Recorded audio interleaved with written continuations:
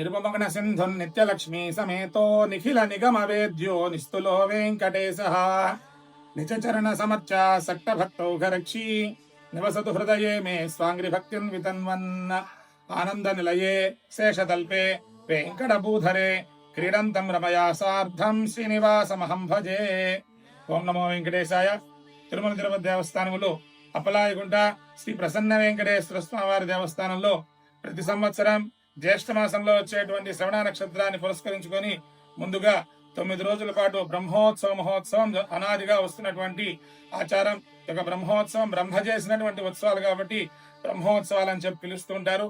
ఈ యొక్క బ్రహ్మోత్సవ విశేషమనగా మనం రేపటి రోజున 25వ తారీఖు తెల్లవారుజామున స్వామివారికి విశేషంగా ధ్వజారోహణ కార్యక్రమం అవుతుంది.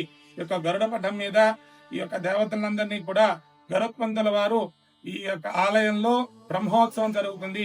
కావున దేవతలందరూ వచ్చి మీ యొక్క హవిస్సులు తీసుకోండి అని చెప్పి దేవతలందరూ కూడా ఈ 9 రోజుల పాటు ఈ యొక్క బ్రహ్మోత్సవం జరిగినటువంటి గ్రామంలో ఉంటారని మనకి అనాదిగా వస్తున్నటువంటి ఈ యొక్క ప్రత్యేకమైనటువంటి నమ్మకం, ఆగమ శాస్త్రాలు చెప్తున్నటువంటి విషయం. అటువంటి యొక్క బ్రహ్మోత్సవంలో ఈ రోజు సాయంత్రం విశేషంగా అంకురారోపణ అనే కార్యక్రమం జరిగింది.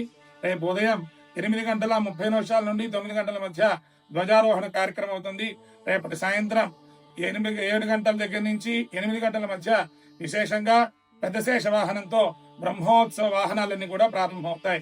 విశేషమైనటువంటి కార్యక్రమంలో భాగంగా 28వ తారీఖు సాయంత్రం 4:30 నుండి శ్రీవారి ఆర్చిత కళ్యాణ మహోత్సవం, 29వ తారీఖు సాయంత్రం 7:30 నుండి ప్రత్యేకంగా గరుడ సేవ, అలానే 2వ తారీఖు ఉదయం పూట రథోత్సవం, 3వ తారీఖు ఉదయం చక్ర స్నానం, సాయంత్రం ధ్వజ అవరోహణతో యొక్క బ్రహ్మోత్సవ పరిసమాప్తి అవుతుంది.